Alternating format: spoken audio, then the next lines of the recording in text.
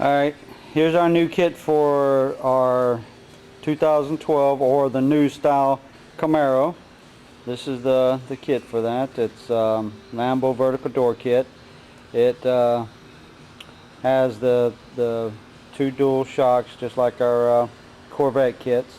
This is a new kit we're adding to our line, and you can see it. It's a pretty big kit, but the thing about it, only about this much actually you see. The rest of this underneath the fender, and you don't see it. So once it's on the car, it doesn't look that big, but it is a pretty big durable kit.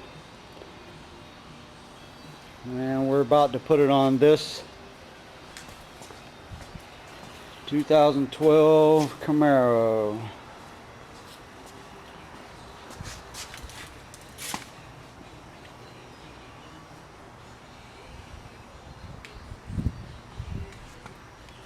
Alright, we're going to video the whole process so you can see what it takes to install it. Alright, we'll pull it off the door. Just 4 bolts to get the door off, and make sure that you tape up at least an inch or 2 from back and slightly on the inside, definitely down in case you bump it. You don't want to nick anything. And we put the door over here on a door stand or something. Just lay it flat down on something with cushion so you won't do any damage. And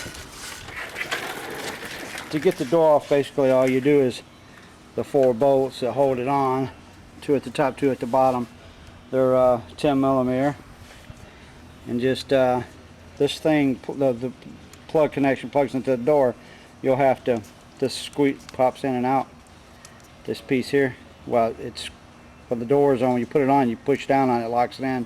Take it off, you push up on it, it pulls, it unlocks it so you can pull it off. Alright, hold this here for a second anyway.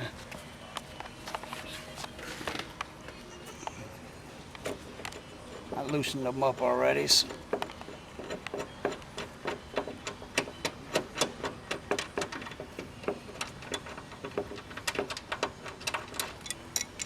Alright, just get them out of the way. Do the same down at the bottom, and then clean up your area, and we'll get ready to put the kit on.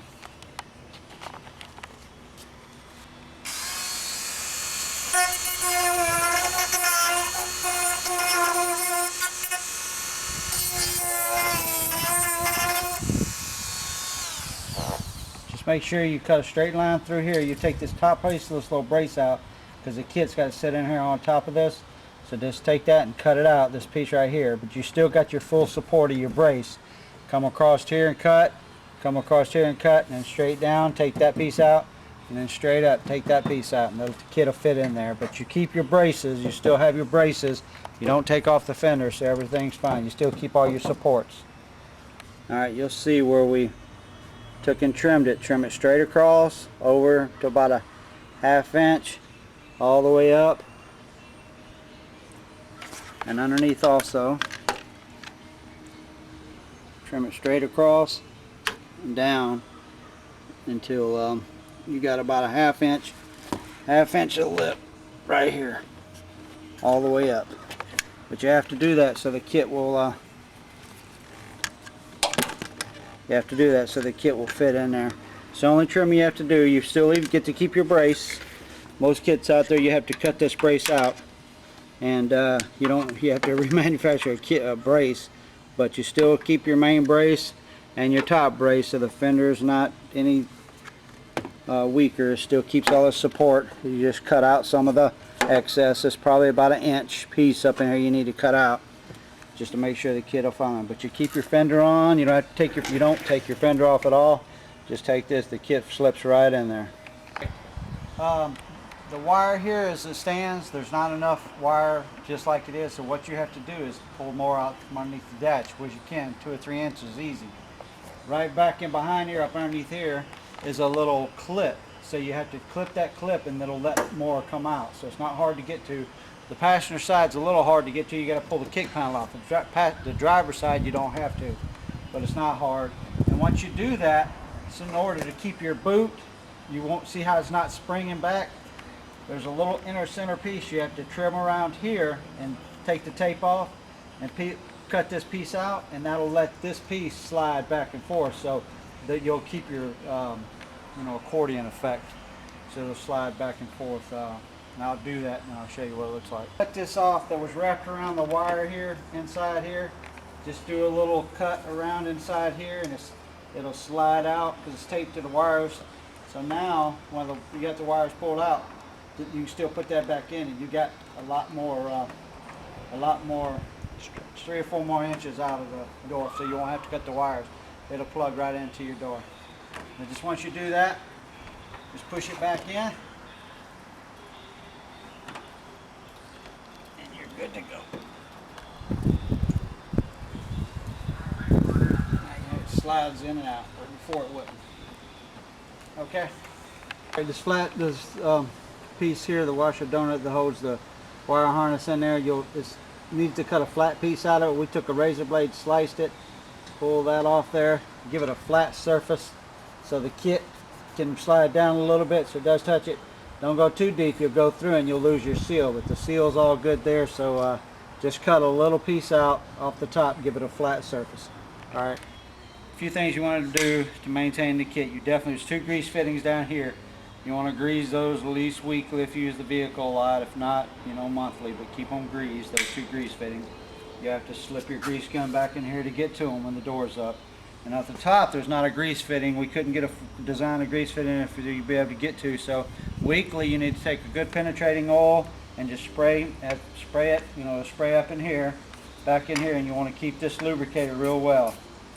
So everything keeps moving smoothly, so you won't have any problems like that. Keep that lubricated, and the thing will last you forever. All right, we're ready to put the slide the kit in. Just got to be real careful. Once you did all your trimming in here and inside the panel, just want to slide this in real easy and let it just sit in there until you bolt it up. But you want to start with the top, slide it in.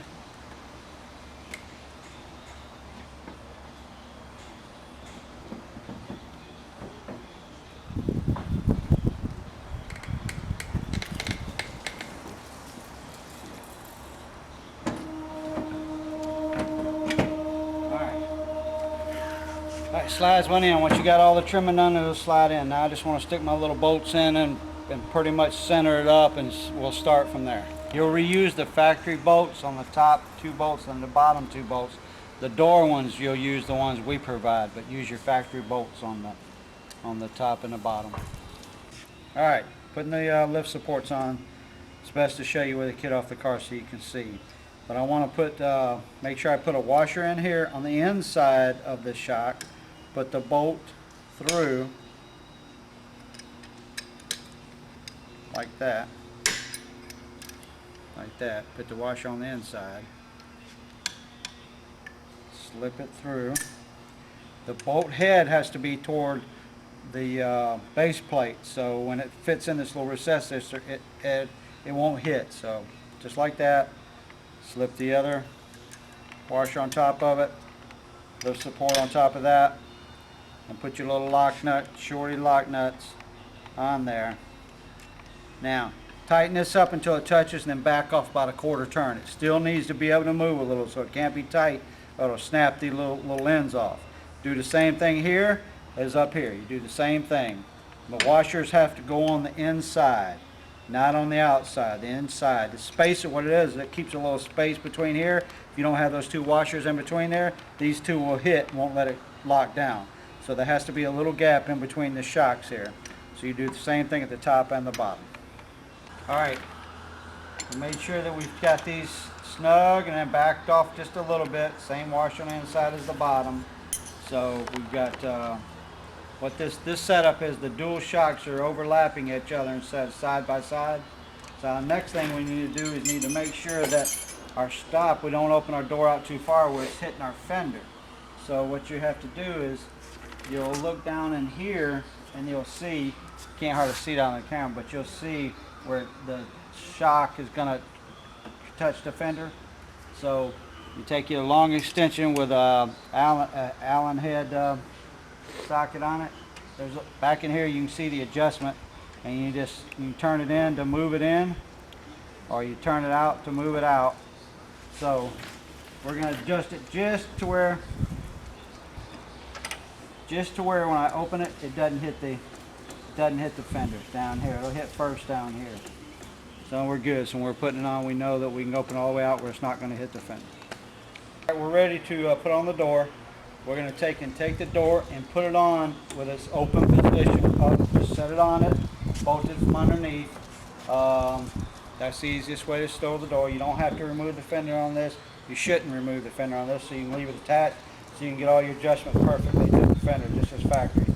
But what's the best thing to do is take something kind of thick, a little piece of blanket or cloth or something, lay it in here. So when you put the door on here, if you bump it in here or something, it's not going to do anything, because it's going to move a little bit on you until you get it tightened up.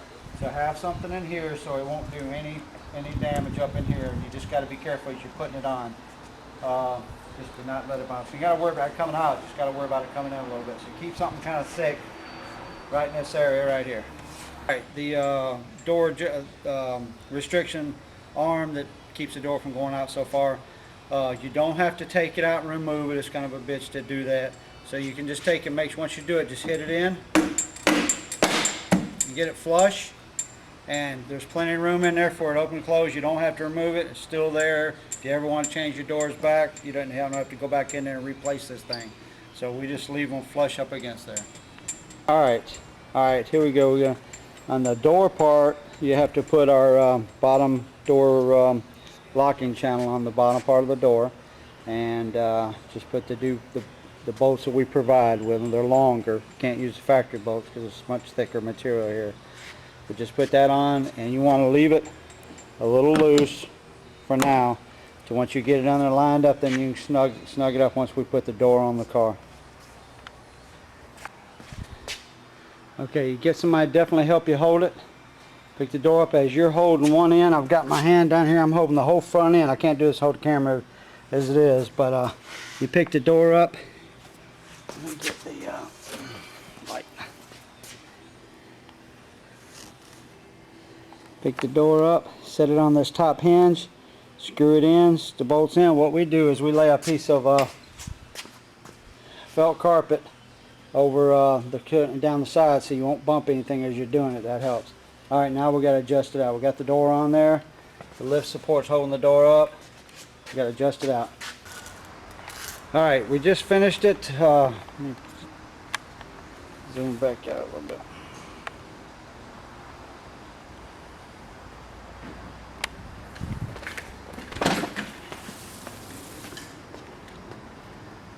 All right, we just finished it. 2012 Camaro Lambo vertical door kit. Let's see if I can get the front of it here and show you what it looks like.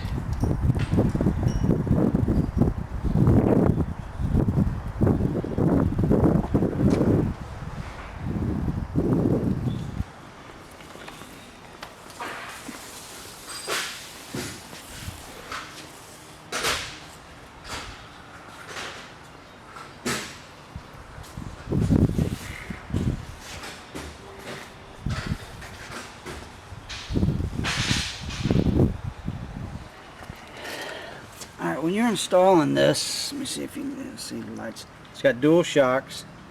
They're side by side like this, or instead of the other side by side.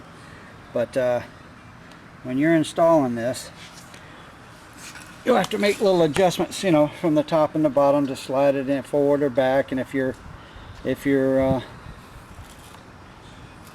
gaps aren't perfect, you get it. You got plenty of adjustment here to get all your gaps perfect. The whole door's held from the top hinge. If you can see it here, the top hinge holds it up off the door. Now the bottom piece here, as you can see, it's independent. So when it comes down, it slips over this locking channel right here. This locking channel fits right inside here and locks it from going out anymore, and puts it in, locks it in. So once it's down, the bottom's locked in just like the top. So when you're adjusting the door, you want to make sure that when you adjust it put the door on from here, you want to make sure that the door is not too far out or in. When you start to go down, if you see it's not in, you can adjust your adjustment down here, in or out. But as the door comes, as you put this on, if you got this, the door out too much like this, then you'll have, you know, it won't go into the locking channel at the bottom. So you have to make sure that you have your door perfect at the top and at the bottom. So, you know, you can adjust that independently out. Now this kit, I don't recommend a beginner doing this. This would be best for a professional, mainly because you do have to trim some in your fender. Now I'm not saying you know, us mechanics out there, or what's called a shade treat mechanic, if you want to attempt it, that's fine. I think you can do it, but it's not as easy to put on as our Corvette vertical door kits. This one there is some more modification to it, mainly just trimming inside the fender and adjusting it out from the top to get all the adjustments just perfect, you know, and lifting up on the door and holding it. You just have to be real careful. And this definitely requires two people. I know a lot of you've said that y'all put my Corvette kits under one person doing it. It's hard to believe it takes us two, but this kit, nowhere in the world you get it on unless you got help. So again, unless you've got experience with this stuff, I wouldn't mess with it. But this kit, you do not pull off your fender. You leave the fender on so the door you can adjust your door for the factory fender. You don't pull it off, so that's a lot of extra work you don't have to do. You don't cut your center fender brace. You still keep your center fender brace, just that you trim on the inside. Trim on the inside, just about a ½ inch. But you keep your center fender brace and you keep your top brace. You don't lose any of that. So you still have all your good support here. That don't move just like it didn't from the factory. Alright, Dave, show you how how a fat guy like me is easy to get into.